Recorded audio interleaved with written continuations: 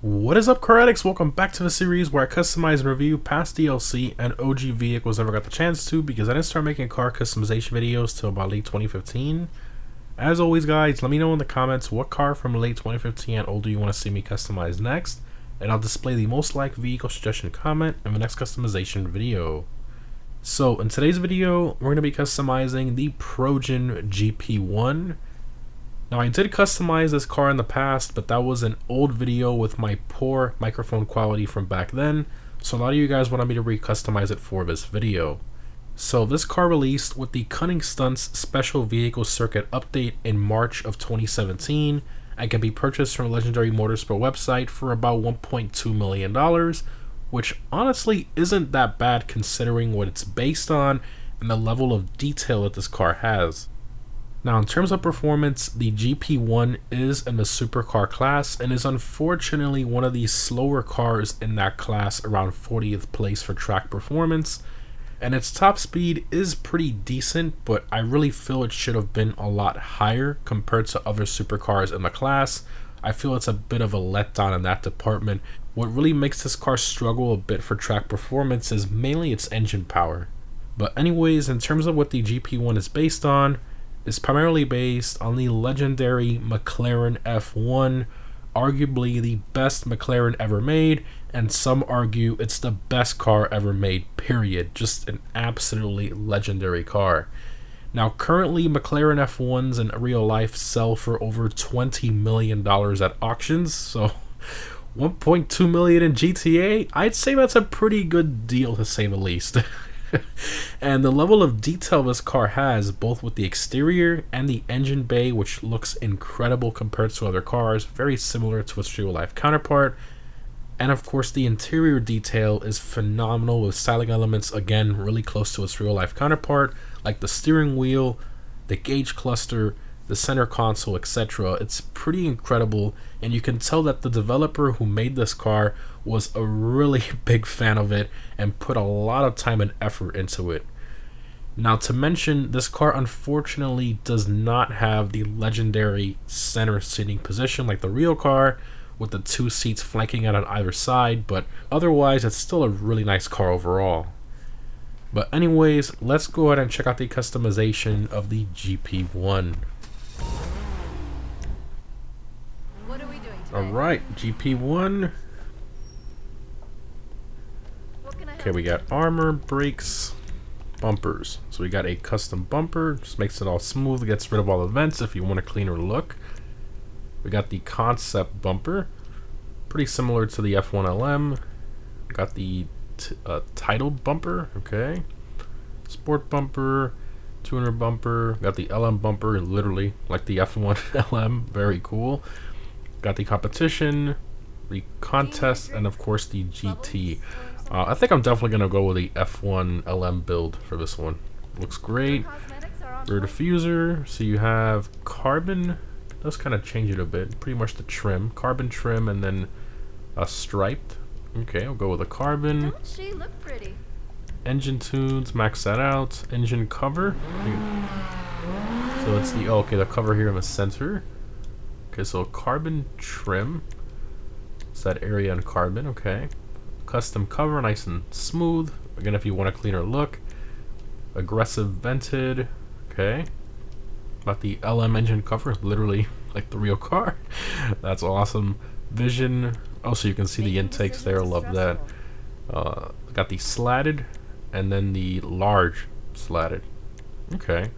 Well, definitely the LM engine cover. Exhaust, let me give it some revs here to get rid of the smoke. You got dual exits, twin carbon, quad LM, so very similar to the LM, but the LM did have those exhausts lower, kind of around the diffuser area, so it does look a bit weird up there in the center. Plus, it still has the holes for the original exhaust. They really should have smoothed that out. Kind of a bit unfortunate there. We got different variants of that.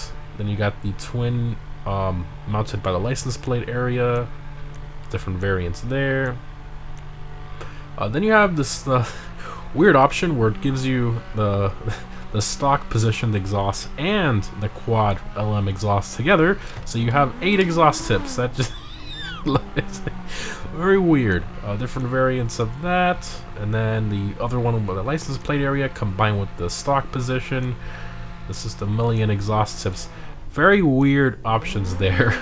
Yeah, I don't know which one I'm gonna go with. I mean, we should just go full on LM build. I mean, those holes do look weird, but I mean, it's so dark. I mean, you can almost say it can count as a vent, right? I mean, it's not supposed to be identical to the real car. So I mean, I guess we can kind of sort of pretend that's a vent. So we'll just do that. Hood catches if you want that race car look, you can do that. Headlight covers, so you have primary. So stock headlight covers is your secondary, is basically a secondary top cover, if that makes sense. Then you got the carbon top cover. Then you got the full covers and different variants of that. So I guess we'll go primary, even though I'm probably gonna make our secondary color the same as the primary anyways, but we'll do that just in case. Hood, you have the stock vented hood, you have a custom smooth, a carbon, you have the scooped hood, you got the carbon, custom vented, slatted vented, and you got the LM hood, which does look really similar to the real one, but the real one doesn't have this sort of like carbon trim they put here for the one in GTA. I don't really like the way it accents that. I think it looks a bit strange to me personally. Then you got the carbon version of that with the primary in the vent area. Very weird. Then you got the sport hood, performance hood, and the GT hood. So those are the different variants there. Honestly, I think I'm gonna go with this one with the scooped hood. Pretty similar to the normal F1. So we'll do that. The LM hood is nice, but I just don't like the carbon trim it has around it. I feel like it kind of ruins that kind of smooth look from the front end of the car. So keep the scooped one there. Okay, continuing to lights. Got the xenons there. We'll keep it with the stock lights. Mirrors. So you have the stock mirrors. Oh, actually, the secondary. Now that I remember, so where you see the carbon trim, it will have that the stock is secondary trim in that area there that you can see. Okay. Alternate accented carbon mirrors, the other way around. Okay. And then the race mirrors. I guess we'll do the carbon trim. Plate, do a black background. And I don't really have a McLaren plate for this, so I guess we'll just do the track plate there. Rear cover. So this cover back here. So you got a smooth one, multi-vented, deep vented, glimpse cover with a little glass panel there so you can see the exhaust system. Vision cover, okay.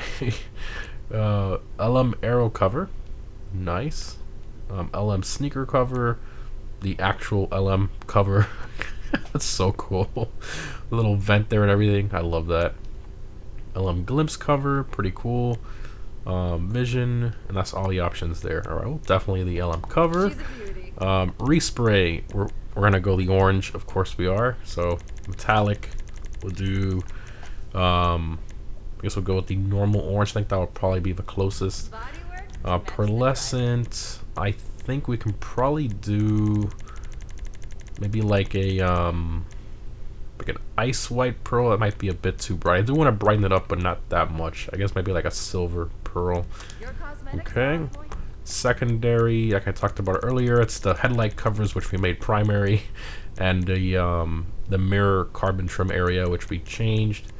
And oh, also you can see there the frame area in the engine bay, and the door handle area you can see there kinda.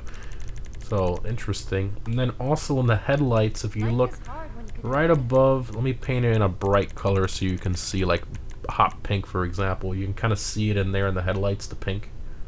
So very weird. So I guess we'll just make that orange to match. Don't she look pretty? Okay, trim color. So some trim in the interior. Got these panels here.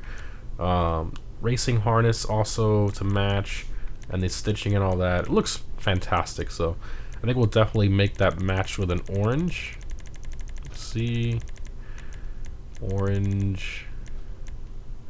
See sunrise or yeah, definitely normal orange. Girl is looking good. Okay, side skirts. You got the street skirts, the sport skirts, and then the custom.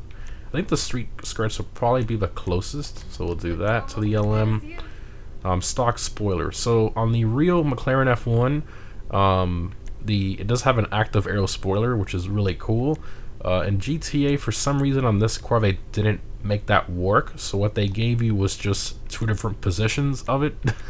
So if you wanted to have it like 10% up or 10 degrees up or 30 degrees up, really weird. So that is a bit unfortunate. However, I guess an alternative argument to that is it probably looks cool sitting in your garage with the active aero spoiler up, right? So that's kind of a benefit there, which you can't do with a normal car in GTA that has an active aero spoiler, so that actually works. So that's different benefits there. Carbon version of that. Then you got a branch spoiler. Okay. Got the low level, got the tuner, the two-tone. Then you got the LM spoiler, super identical to, I mean, pretty much identical to the real car. Love that. GT wing, and then you got the different wings with the active spoiler up. Kind of weird there. All right, so definitely the LM spoiler. You've got an eye for the Transmission, turbo, wheels. So stock wheels, pretty similar to the normal McLaren F1 IRL. So very nice. But we're trying to go for the LM kind of look, and I've gone through all the wheels a lot. The closest ones I could find were in was it in this one? No, it was in this one. Yeah, these right here, the 90s running are pretty similar. However, it does have that annoying chrome lip, so that was a bit unfortunate there. I really wish it wouldn't have had that. Doesn't look too terrible on the car, but I feel like it kind of ruins the look for me a little bit. So in the sport category, I normally put these on like an F1 LM build, and I think this is probably the closest you can get without, you know, chrome trim. A pretty simple 5-spoke. So we're gonna do that. Wheel color, we're gonna darken it a bit with the stone silver, and that's pretty much it there. Window tints, I guess we'll do a light smoke. I really don't want to tint this all that much. And that's all the options there. Alright, not bad. I think it looks gorgeous. Alright, let's take it for a drive. Look after yourself. Looks so good.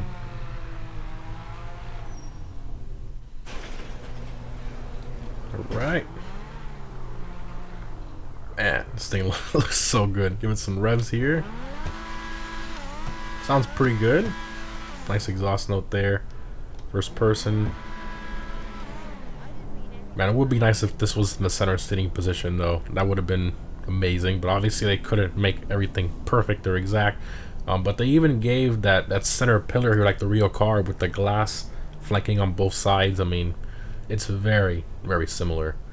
Absolutely beautiful. All right, floor it here.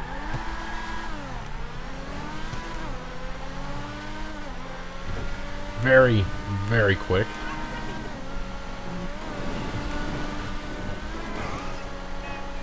Oh yeah. I mean, it is in the supercar class. You would think it'd be quick, and it is. And the brakes are very good too, from what I just felt there. Now, unfortunately, you know, it is one of the slower cars in the supercar class. I mean, it makes sense considering it's a 90s supercar, right? You know, this car wasn't really in its kind of normal, regular form. The regular F1, it wasn't made to be this crazy track car. That was more for like the race car variants of it, the LM and the long tail and all that. But you wouldn't really expect it to have insane handling, but at least, just like the real car, it should have had, you know, very high top speed. In real life, this car's top speed record was over 240 miles an hour, which is insane in the 90s. Nothing was remotely that fast, and it did it with a naturally aspirated V12. I mean, that's mind-blowing. Every other car that beat it after that, all the records were done with twin turbo or quad turbo cars, like the Bugatti Veyron, which I think is what took down the record of this car in 05, 253 miles an hour.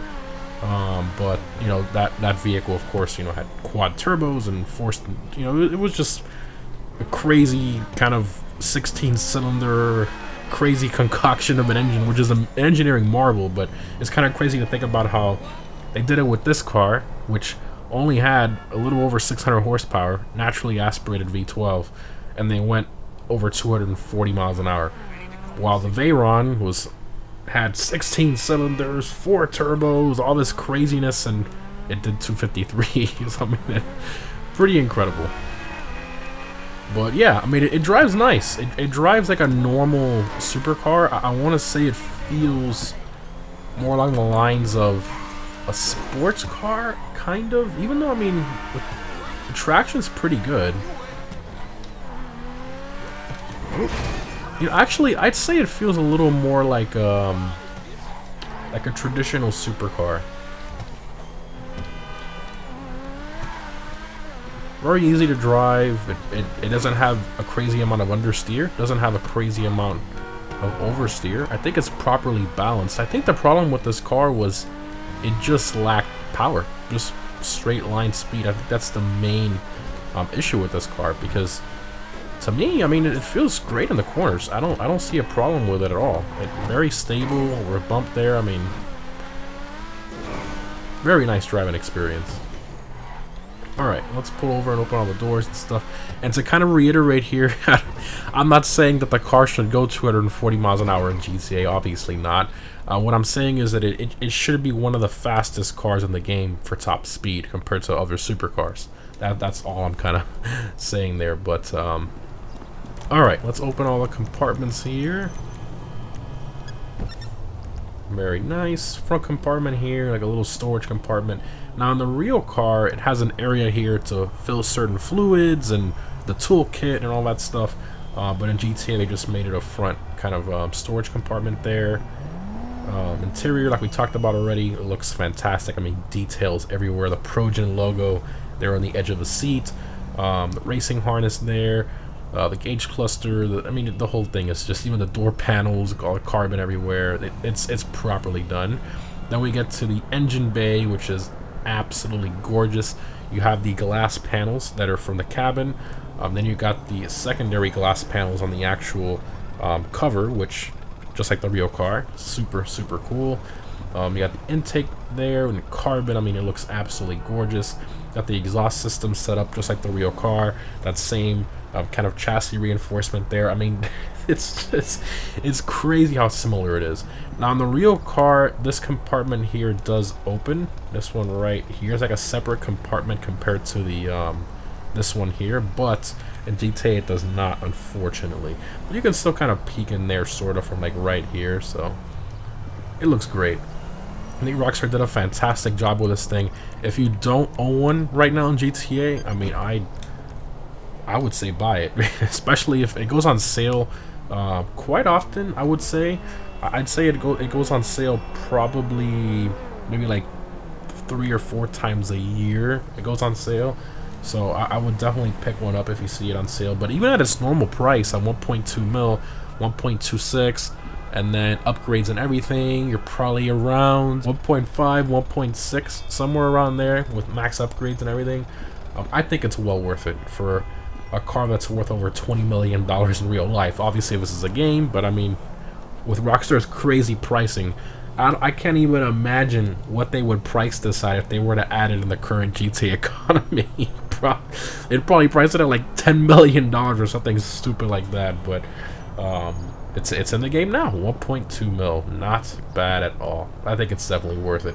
But anyways, guys, hope you enjoyed. Remember to let me know down below in the comments what vehicle from late 2015 and older you want to see me customize next, or recustomization of another video with poor mic quality. Thanks for watching, guys, and I'll see you in the next one.